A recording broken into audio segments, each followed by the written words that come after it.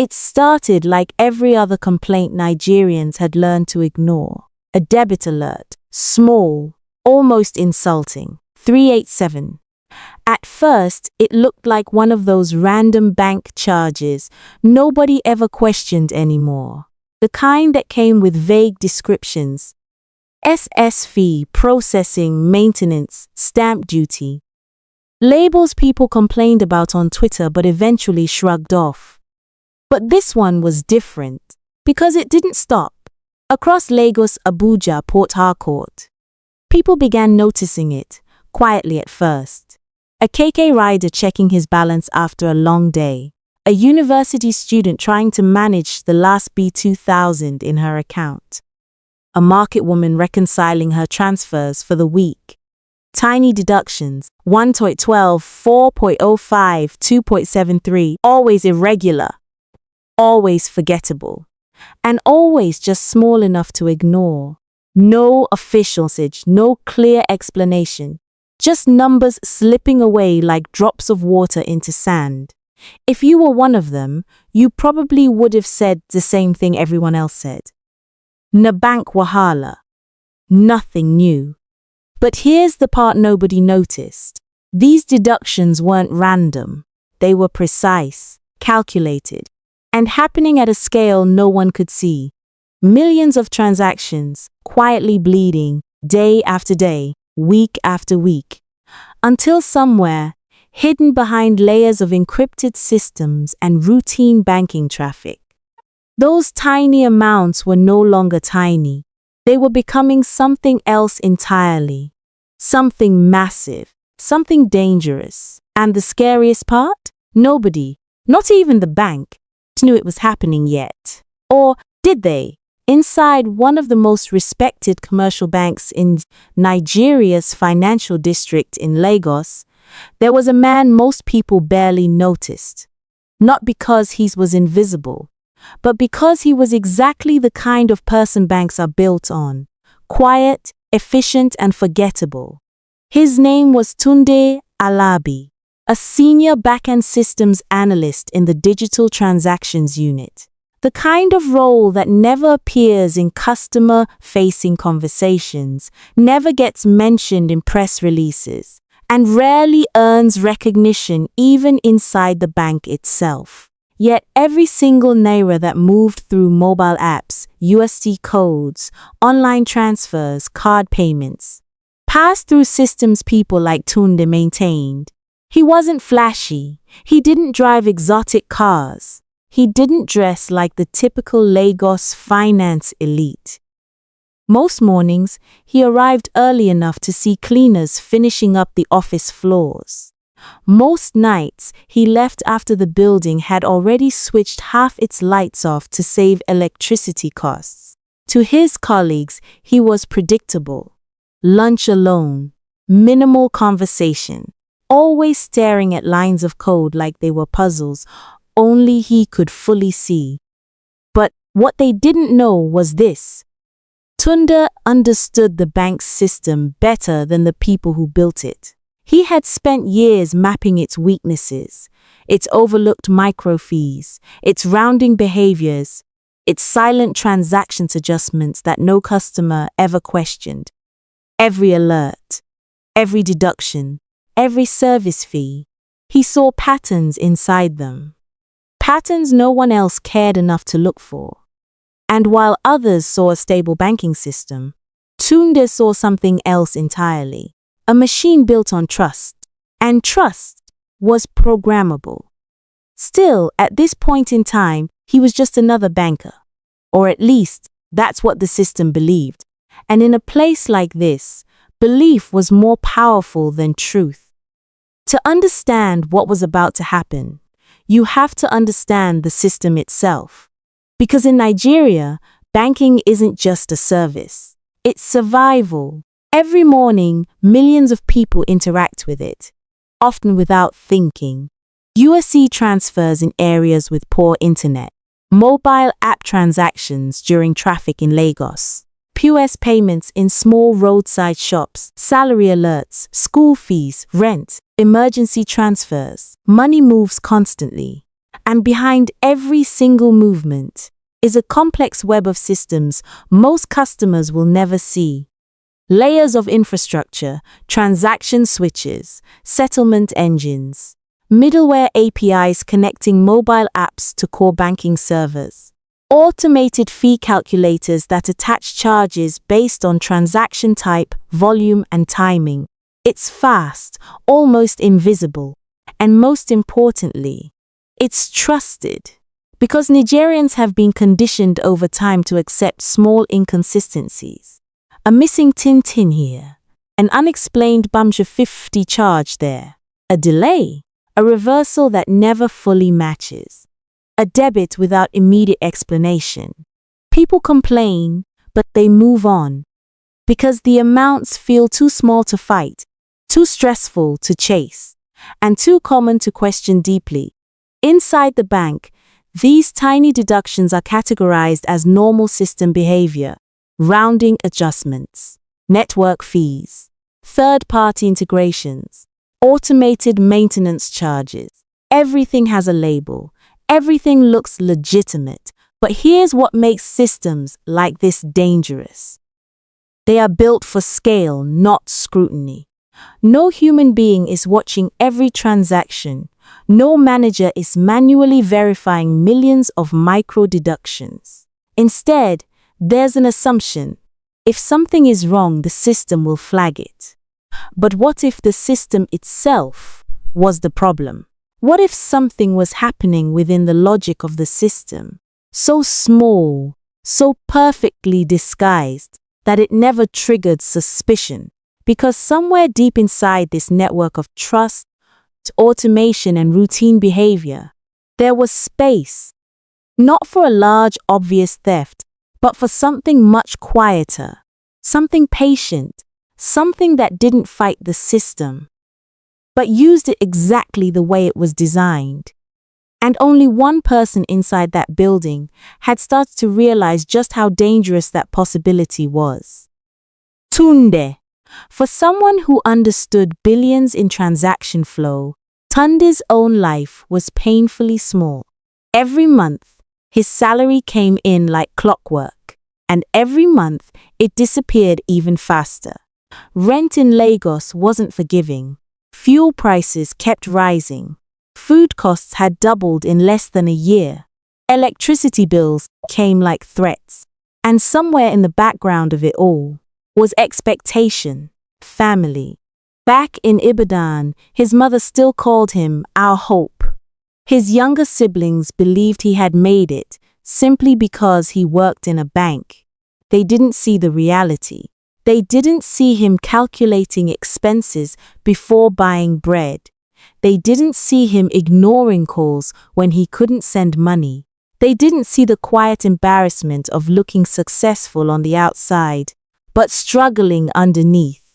At work, it was worse. New hires, some less experienced than him, were driving better cars, wearing designer watches, talking about side deals, investments, crypto wins. Tunde stayed quiet, but he noticed. He always noticed, and slowly something began to change inside him. Not anger, not desperation. Something more controlled, more dangerous, awareness. Because every day he sat in front of systems that processed more money in a minute than he would earn in 10 years. He watched billions move. While he calculated thousands, he debugged transaction failures. While his own life felt like one long silent error. And then one evening, during a routine system reconciliation, he saw it again, a tiny adjustment. So small it shouldn't matter. So normal it should be ignored. But this time, he didn't ignore it. He stared at it longer than usual. Zoomed in, checked the logs, ran it again. And something about it didn't sit right. It wasn't just a deduction. It was a pattern. And in that moment, Tunde wasn't thinking about money anymore. He was thinking about possibility. The kind of possibility that doesn't shout, but whispers. What if this isn't a mistake? And for the first time, the system didn't just look like something he worked for. It looked like something he could use. It didn't happen all at once. There was no dramatic moment, no flashing warning sign. Just curiosity. The kind that keeps you staring at a screen long after everyone else has gone home. That evening, the office was quieter than usual. The hum of air conditioners, the distant buzz of generators kicking in after a brief power dip. Normal sounds in a Nigerian corporate building. Tunde remained at his desk, replaying transaction logs, zooming in on micro adjustments most engineers would scroll past without a second thought. At first, it looked harmless, a rounding difference. Fractions of naira automatically adjusted during high-volume transfers, especially when currency conversions, interbank routing, or third-party switches were involved. Standard behavior, expected, documented, but something about it felt inconsistent, so he dug deeper. He isolated a batch of transactions, ran comparisons, simulated different transaction paths, and then he saw it, not clearly, not immediately, but enough to make him pause. In certain high-frequency transactions, especially those passing through multiple automated systems, there were tiny residual values, amounts too small to be returned, too insignificant to be logged as errors, so the system absorbed them, quietly, automatically, no alert, no flag, no audit trail that anyone regularly reviewed, because technically, nothing was wrong. Everything was behaving exactly as designed. But here was the problem. Those tiny residual amounts weren't disappearing. They were being rounded off and lost within the system, discarded, ignored, forgotten. And Tunde realized something that made his chest tighten. What if those forgotten amounts didn't have to be forgotten? What if they could be redirected? Not enough to trigger suspicion, not enough to affect any single user, but enough, over time, across millions of transactions, to become something real, something massive. He leaned back slowly, eyes fixed on the screen. The room suddenly felt smaller, because this wasn't a bug. It wasn't an error. It was a blind spot, a perfectly legal, perfectly functioning part of the system that nobody was watching closely enough. And in that silence, with only the glow of his monitor reflecting in his eyes, a dangerous thought settled in, not loud, not rushed, but precise. If I can see this, I can control it. And just like that, the line between employee and something else began to blur. At first, he did nothing. For days, Tunde avoided the code, avoided the logs, avoided even thinking about it. He buried himself in routine tasks, bug fixes, system updates, endless internal emails that meant nothing. Anything to drown out the thought that had quietly taken root in his mind. Because this wasn't just about money. It was about crossing a line that could never be uncrossed. Every time he opened his laptop, the idea was there, waiting, not pushing, not rushing him, just present. Nobody would notice. He hated how true it sounded. He began arguing with himself in silence. This is theft. But from who exactly? Customers? The bank? Or from a system that already takes from people every day? He remembered the countless complaints he'd seen. Unauthorized charges, delayed reversals, fees that no one could properly explain. He had seen customers beg at banking halls for refunds of amounts the system couldn't even trace properly. And most times, nothing happened. So what made this different? That question lingered longer than he expected. Because deep down, Tunde knew the answer.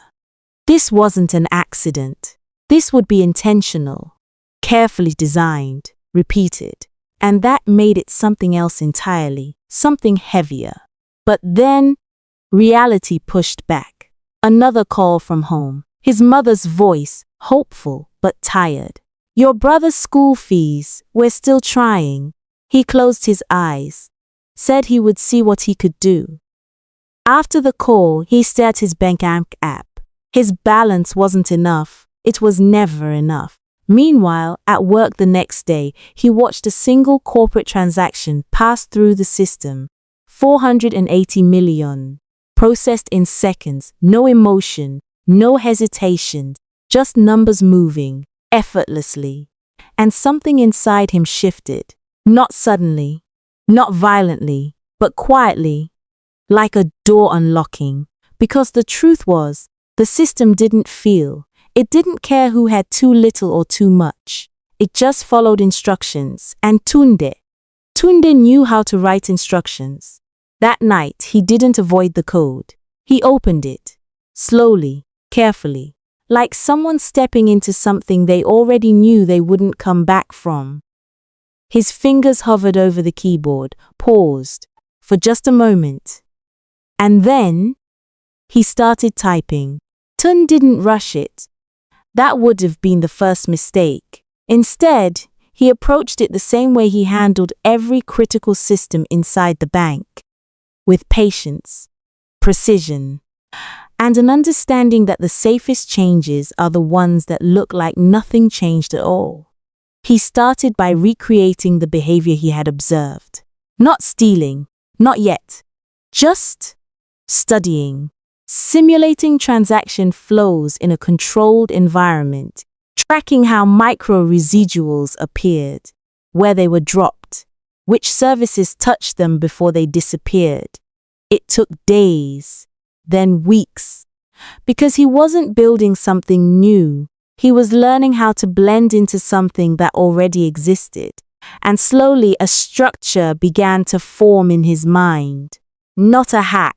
Not an intrusion, but a modification, a silent adjustment inside the transaction logic. One that would intercept those discarded fractions before they vanished and redirect them, not in large amounts, never in a way that would distort balances or trigger reconciliation alerts. Just quietly, like water being diverted from a river one drop at a time. He created a hidden process, buried deep within a routine service that handled transaction normalization. One of the least monitored components in the entire system. It didn't have a suspicious name. It didn't run separately. It didn't generate logs that stood out. To anyone reviewing the system, it looked like part of normal operations.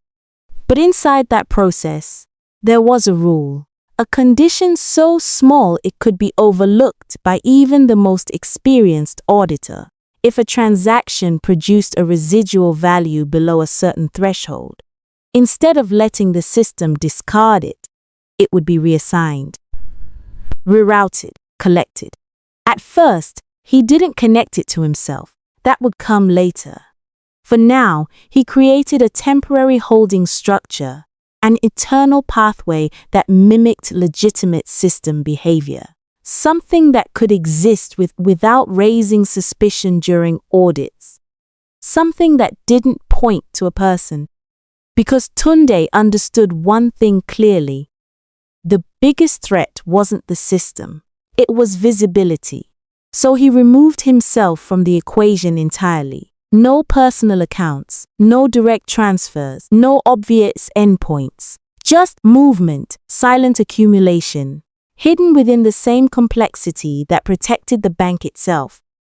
When he was done, he sat back and stared at the screen. Nothing looked different. No alarms, no warnings, no changes in system performance. It was perfect. And that's what made it terrifying. Because at that moment, Tunde hadn't stolen anything yet. But he had built something that could. Something that was now part of the system. Alive, waiting.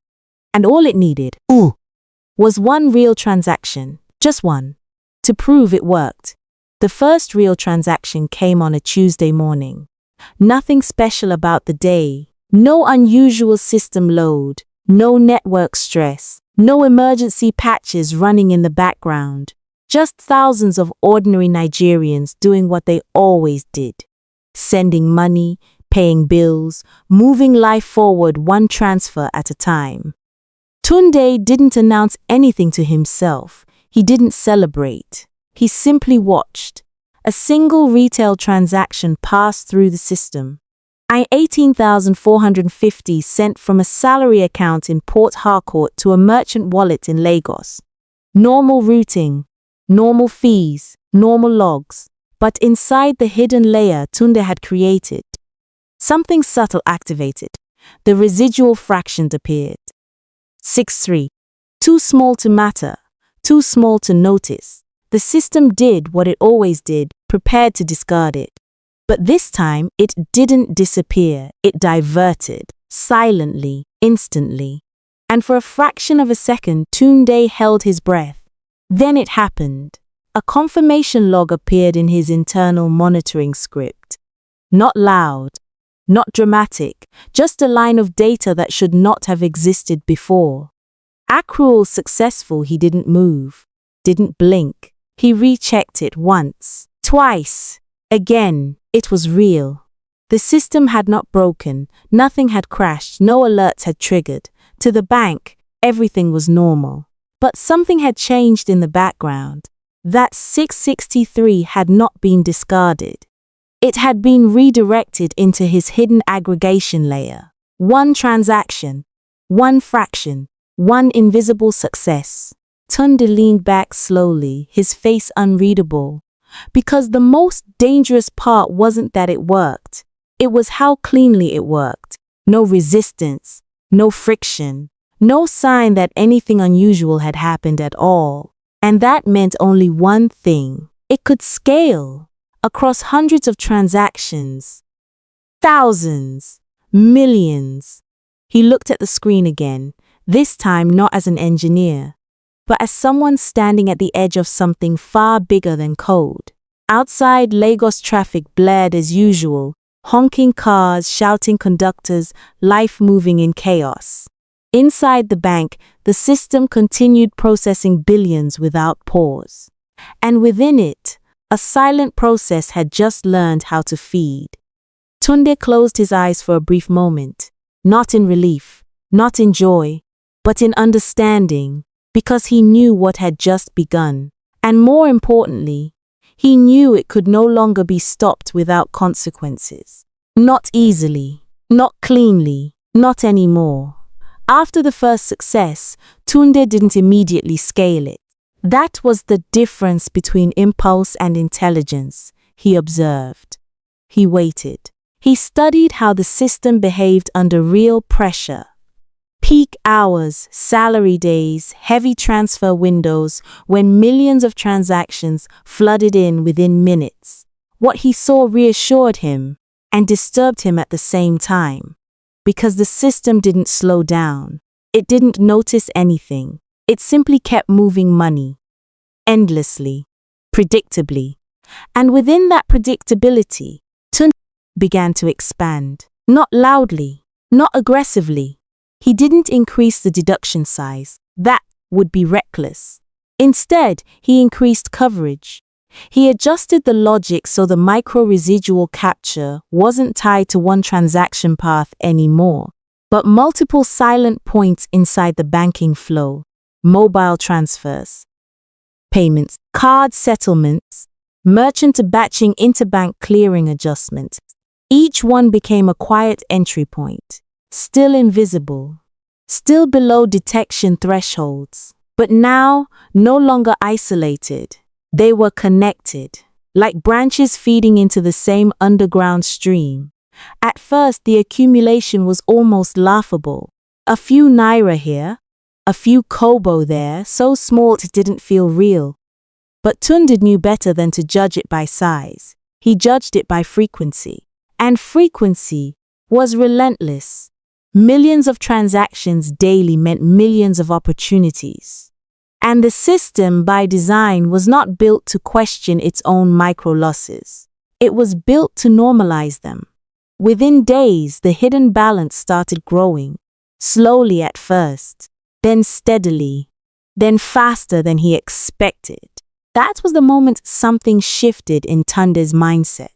Because it stopped feeling like a test. It stopped feeling like an experiment. It started feeling like a system within a system, running parallel, unnoticed, unchallenged. During the day, he was still the same quiet banker colleagues barely spoke to. At night, he checked the internal dashboard he had built, watching numbers that no official report would ever show, and every increase brought a new kind of silence. Not excitement, not joy, something colder, control. But control always comes with a shadow, and Tunde didn't notice it yet. Because while he was watching the money grow, the system was also beginning to produce something else. Patterns, tiny inconsistencies that didn't match historical transaction behavior, nothing big enough to trigger alarms. Not yet, but enough that somewhere inside the bank's vast monitoring infrastructure, a quiet anomaly had just been born, and soon someone would notice. At first, Tunde treated the growing figures like background noise, something secondary, a byproduct of observation rather than intention. But the system kept feeding. Day after day, the accumulation increased in a way that no individual transaction could explain, but collectively became undeniable. It was not sudden wealth. It was consistent leakage turned into structure, and that structure began to reshape how Tunde thought. He stopped checking it every hour, then every day, then only when he remembered, because in his mind, it had moved from experiment to something closer to inevitability. The bank continued its normal operations without interruption. Customers still received alerts they didn't question. Businesses still processed payments. Salary batches still cleared on schedule. Nothing looked wrong from the outside. And that invisibility created confidence, dangerous confidence. Tunde started walking differently in the office. Not openly arrogant, but more composed, less hesitant. He began speaking more in meetings. Not about the project he was secretly running, but about system efficiency, scalability, optimization. To others, it looked like professional growth. To him, it felt like control expanding in layers. Then came the first change outside the system. His lifestyle. Nothing dramatic. No sudden luxury car, no loud display. Just small upgrades that were easy to justify. A better apartment in a quieter part of Lagos. A more stable generator setup. A phone that no longer lagged during heavy applications. Fewer excuses when family asked for help. The kind of improvements that didn't raise suspicion individually, but together told a different story. And every time he made one of those decisions, he told himself the same thing. It's just stabilization. I'm correcting imbalance. But deep down, something else was forming. A psychological shift.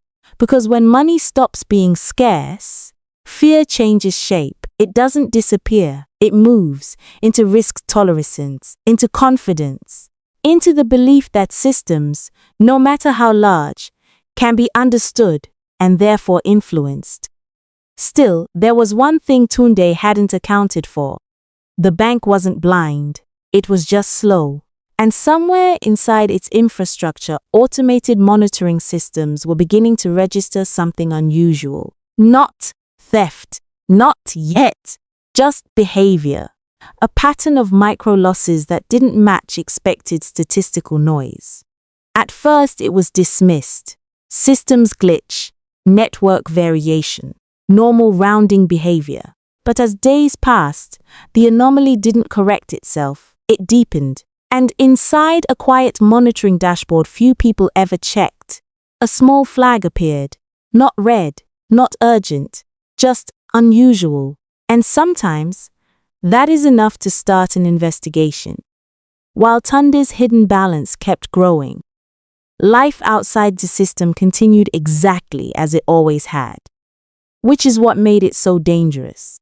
Because the people losing money never experienced it as a single event. It came in fragments, so small they blended into daily survival. A bus conductor in Port Harcourt noticed his balance was slightly off after a long day, but blamed it on poor network or a failed transfer. A university student in Unilag tried to calculate her weekly spending and couldn't account for a few naira missing, but assumed she had miscalculated. A mother in Aba running a small provisions shop saw minor discrepancies in her POS settlements, but dismissed it as bank charges. Nobody connected the dots, because there were no dots to connect. No single victim lost enough to raise alarm. No transaction looked suspicious on its own. And most importantly, Nigerians were already conditioned to accept small, unexplained deductions. It had become part of the system's unspoken culture. Just leave it. It's not worth the stress. That sentence repeated itself across homes, shops, and conversations. And in that resignation, the system thrived. Because while individuals ignored small losses, collectively, they were funding something massive, invisible, untraceable, growing. At the same time, Tunde's life began to split into two realities. In one world, he was still the quiet banker, answering emails, fixing transaction delays, sitting in meetings where executives discussed customer trust and system integrity. In the other world, he was watching a number that no one else could see, a number built from millions of unnoticed sacrifices. And the strange thing was, he never saw the people behind the money. Not really. They were just data points, transaction IDs, account references, logs, which made it easier to ignore the human side of what was happening, easier to believe that no real harm was being done. But the truth was already unfolding, quietly, because when enough people lose just a little, it becomes something else entirely, something heavy, something that eventually demands attention. And somewhere, without knowing it, those same unaware victims were beginning to feel a pattern. Not enough to accuse, not enough to act, but enough to sense that something wasn't right. And in a system built on trust, that feeling alone can be dangerous, very dangerous. The system didn't scream, it never does. Instead, it whispered. Deep inside the bank's monitoring architecture, far from customer complaints and front desk chaos, there were automated reconciliation tools designed to track balance consistency across millions of transactions. They weren't looking for theft. They were looking for errors, rounding mismatches, settlement delays, network discrepancies between interbank switches. Normal things, expected things. But over time, a pattern began to form, not large enough to trigger alarms, not sharp enough to look like fraud, just slightly off. A marginal increase in unaccounted residuals across multiple transaction channels. At first, it was dismissed. End-of-day reports balanced within acceptable tolerance levels. Weekly summaries showed no significant losses. Nothing pointed to a breach. So the system did what systems do. It adjusted its expectations, reclassified the anomaly as statistical noise. But the numbers kept coming, quietly stacking, barely visible. And that's when the first human touch point happened. A junior analyst in the reconciliation unit noticed something unusual during a routine report review. Not a red flag, more like a question. Why were micro losses slightly higher this quarter than the previous one? Why were they distributed across unrelated transaction types? Why didn't they follow historical patterns? He didn't panic. He didn't escalate. Because in a system this large, small inconsistencies were normal. So he made a note, flagged it for later review, and moved on. That moment passed without consequence, but it mattered. Because that single observation created something the system itself could not. Awareness. And awareness, even in its smallest form, has a way of growing. Meanwhile, Tunde remained unaware of this shift. From his perspective, everything was still perfect. Clean logs, no alerts, steady growth, but what he didn't realize was this: the danger had changed. It was no longer about the system detecting him. It was about people starting to notice patterns. And unlike machines, humans don't always need complete data to feel that something is wrong. Sometimes, a slight inconsistency is enough to begin asking questions. And once questions begin, they rarely stop on their own. Her name wasn't on any public report. Most customers would never hear it. Even inside the bank, only a few departments knew exactly what she did. Amaka Okoye, Senior Internal Audit and Risk Analyst, she wasn't loud, didn't attend unnecessary meetings, didn't engage in office gossip, and unlike most people in the bank, she didn't trust systems simply because they worked. She trusted patterns. And more importantly, she noticed when patterns changed. Amaka had built a reputation quietly over the years, not by catching obvious fraud, but by identifying things that didn't make sense before they became problems. Tiny inconsistencies, unusual timing, behavior that didn't align with historical data, the kind of details most people ignored. To her, those details were everything. One afternoon, a routine internal report landed in her queue. Nothing urgent. Just part of the endless flow of reconciliation summaries that passed through her desk every week. Most analysts would skim it, approve it, move on. But Amaka didn't skim. She read, line by line. And somewhere in the middle of that report, she paused. Not because of a large number, but because of something much smaller. Micro-residual discrepancies spread across multiple transaction channels, individually insignificant, collectively unusual. She leaned back slightly, eyes still on the screen, scrolled up, then down again, cross-referenced previous reports. The differences were subtle, almost invisible, but they were there. And more importantly, they were consistent.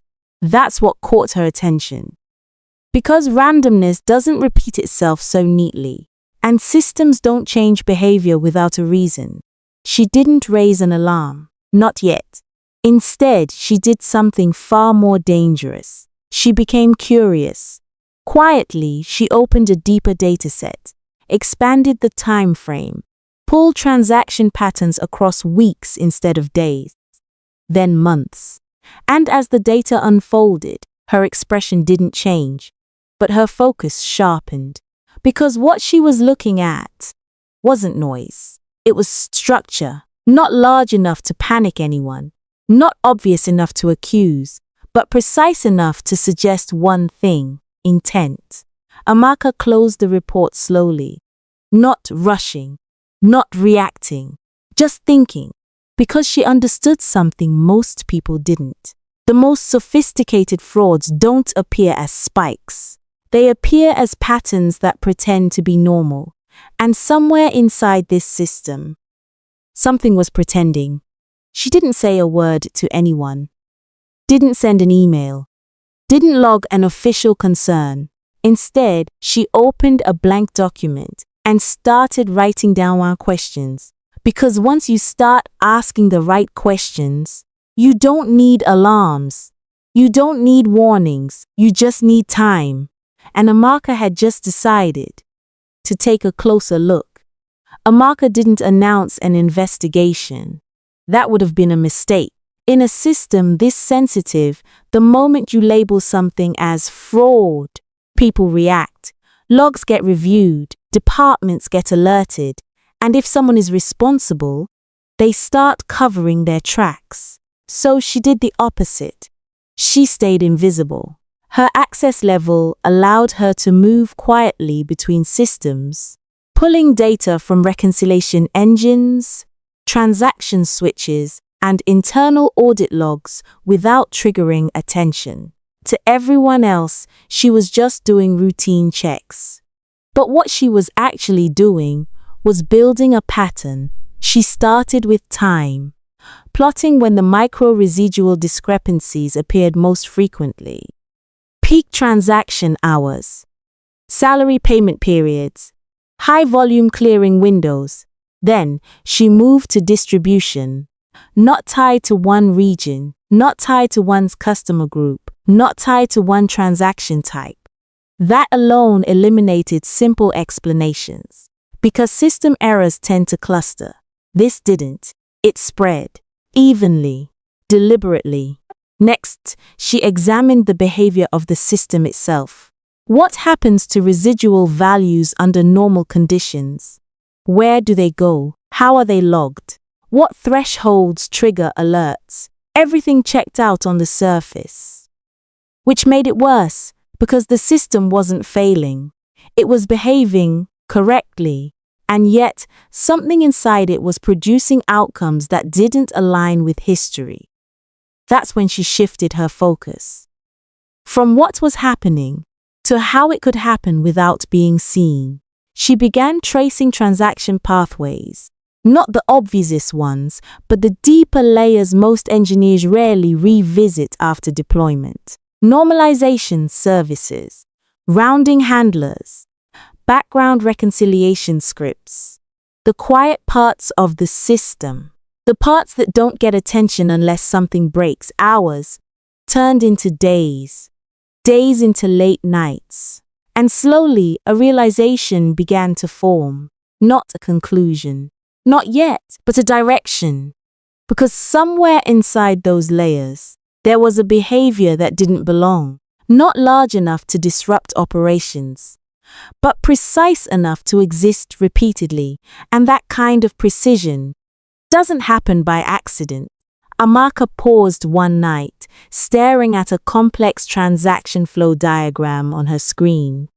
Her fingers hovered over the keyboard, because she was approaching a dangerous line, the moment where suspicion becomes implication, where patterns start pointing toward a person. But she wasn't ready to make that leap, not without something stronger, something undeniable. So instead of escalating, she went deeper, quietly isolating one subsystem, one that most people ignored because it always worked. Transaction normalization. And as she prepared to dissect it line by line, one thought crossed her mind. If this is intentional, then whoever did it understands this system very well. Meanwhile, just a few floors above, Tunde sat at his desk, calm, focused, unaware that someone, somewhere in the same building, had just started walking directly toward him, without making a sound. At first, nothing changed. That was what made it unsettling. The system still ran smoothly. Transactions still flowed without interruption. No alerts, no emails, no sudden meetings. From the outside, everything remained perfect. But inside Tunde, something had shifted. It started small, a feeling, not based on evidence, not triggered by any specific event, just awareness. The kind that comes when you know too much about how something works. Because Tunde understood one truth most people ignore. Systems don't need to fail to expose you. They just need someone patient enough to observe them. He found himself checking the logs more often. Not the official ones. His own, the hidden dashboard. The silent accumulation layer. Everything still looked clean, flawless. But now, instead of confidence, it gave him questions. Is it too clean? He began replaying scenarios in his mind. What if someone noticed the residual patterns? What if an audit goes deeper than usual? What if someone like him is looking? Sleep became lighter, interrupted. He would wake up in the middle of the night, reach for his phone, and mentally walk through his system architecture like someone checking locked doors. Every pathway, every condition, every possible leak. At work, he started noticing things he had ignored before. Conversations that felt longer than usual. Colleagues asking questions that suddenly felt loaded. An email from audit that normally wouldn't matter now stayed on his mind for hours. Even laughter in the office sometimes felt directed, not because it was, but because paranoia doesn't need proof. It feeds on possibility. Then came the first real trigger. One afternoon, while reviewing routine system performance logs, Tunde noticed something subtle. A query. Deep-level data access request. Targeting transaction normalization layers. It wasn't flagged, it wasn't labeled suspicious, but it wasn't common either. He stared at it longer than necessary, scrolled through metadata, tried to trace the origin. Internal access, authorized, no immediate red flags. Still, it lingered, because that wasn't a space people usually explored without reason. And for the first time since this began, Tunde felt something real, not fear of getting caught, but fear of being understood. Because if someone else had reached that layer of the system, then they weren't guessing anymore, they were looking. And if they were looking, they might eventually see. That night, Tunde didn't check his hidden balance, he didn't open his scripts. He just sat in silence, because the thing about control is, the moment you start questioning it, it begins to slip. And somewhere in the same building, Amaka was still digging, still connecting patterns, still moving quietly, closer than Tunde realized. And now, for the first time, the system didn't feel like protection anymore. It felt like a trap. One that was slowly closing, without a sound. Up until this point, Tunde had been careful, measured, disciplined. Every decision calculated, every expansion controlled. That's what had kept him safe. But success has a way of changing people quietly. Not all at once, just enough. The numbers had grown beyond what he first imagined. Not millions, more. A scale that no longer felt like an experiment or a correction. It felt like power, and power creates temptation. It started with a simple thought. What if I optimize it further?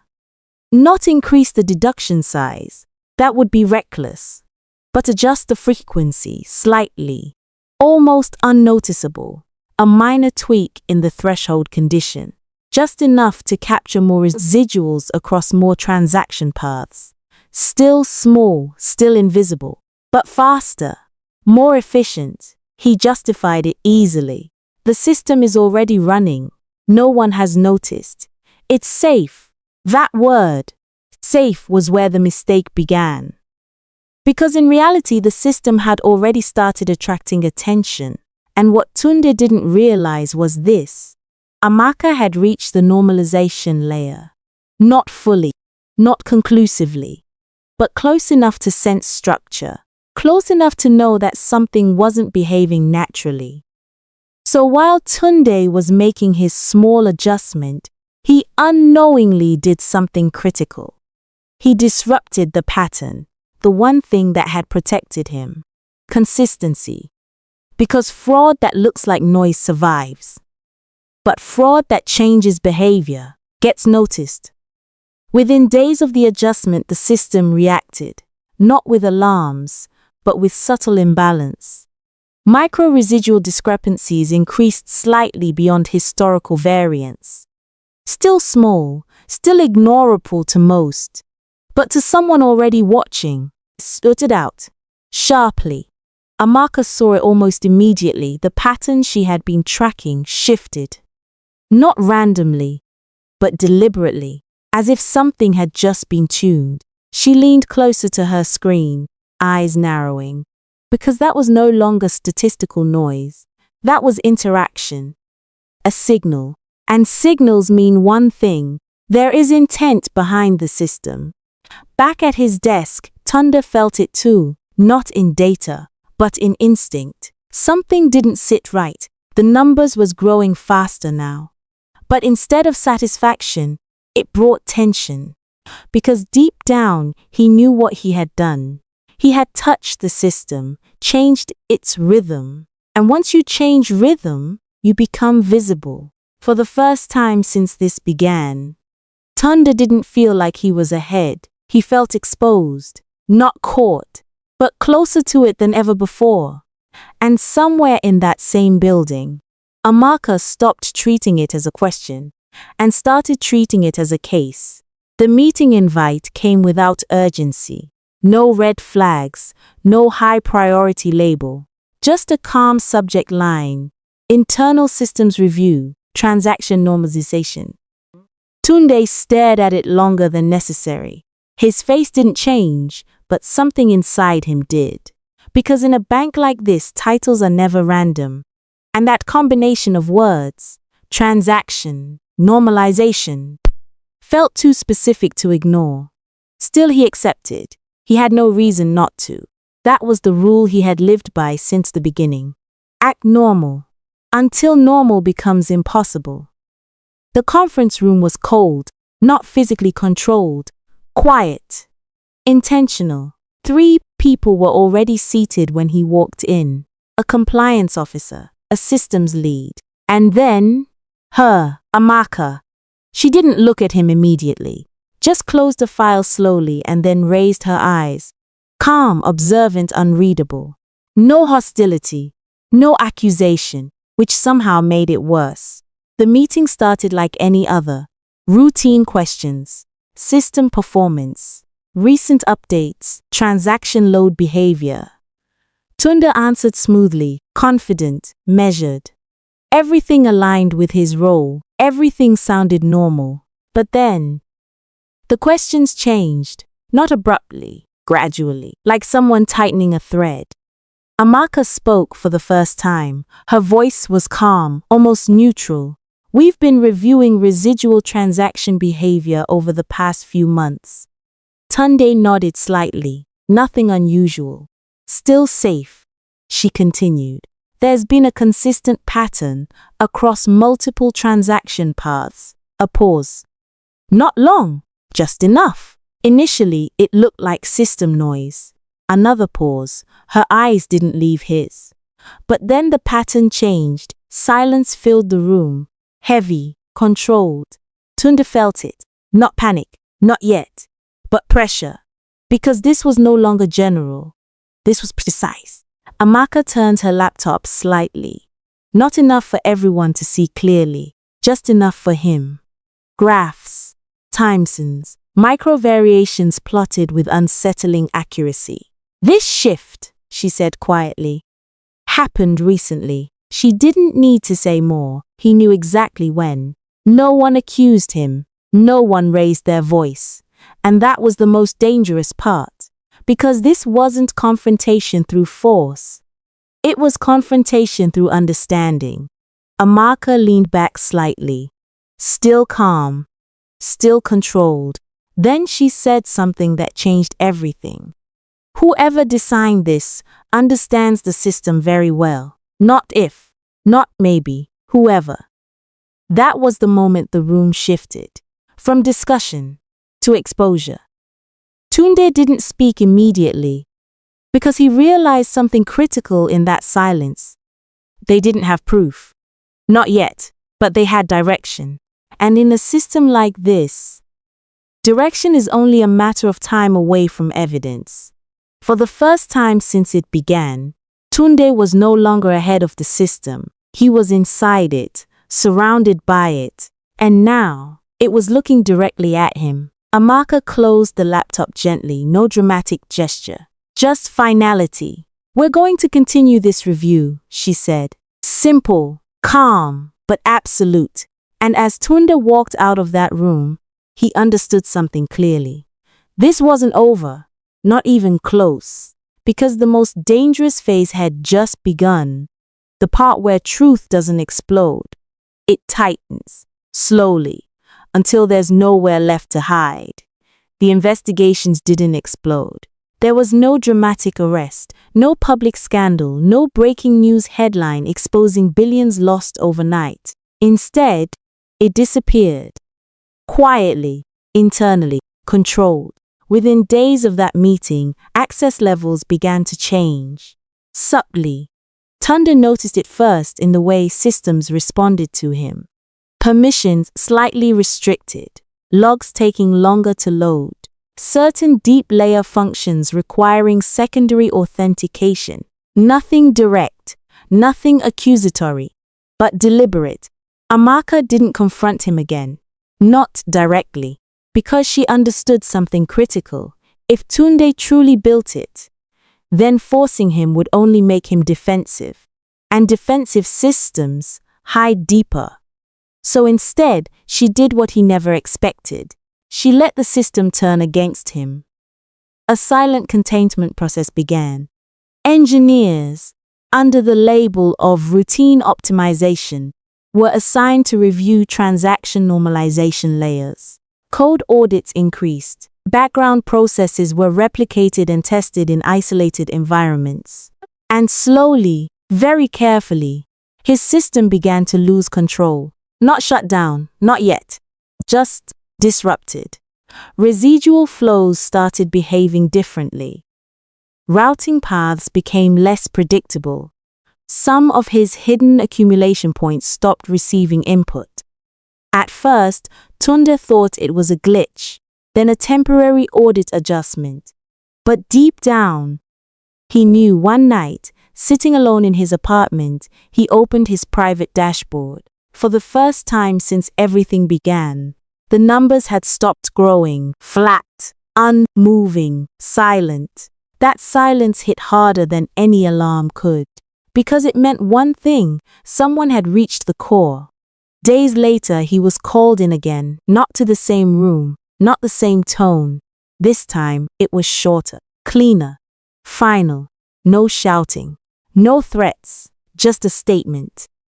We've identified unauthorized behavioral modifications within internal systems. No name, no direct accusation, but both sides understood.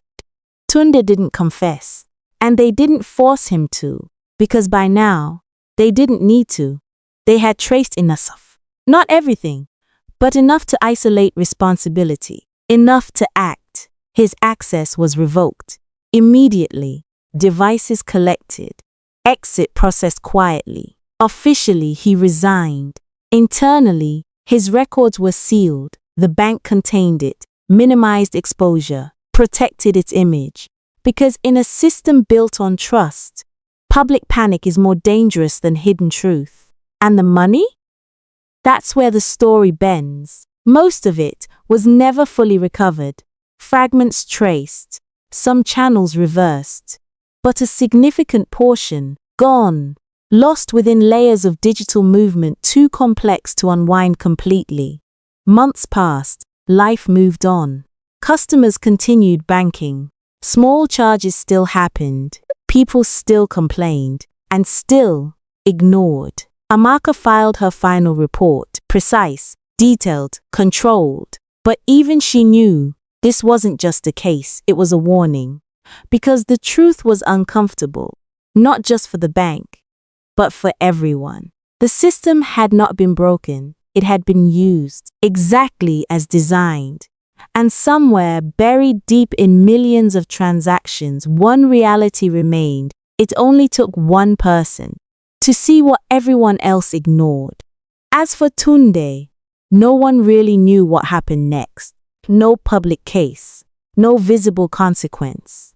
Just silence. But sometimes, late at night, when transactions slow and systems breathe a little easier, there are still moments, brief, almost unnoticeable, where something doesn't add up perfectly. Not enough to alarm anyone. Not enough to investigate. Just enough to make you wonder, what if the system learned something from him? And more importantly, what if he wasn't the last?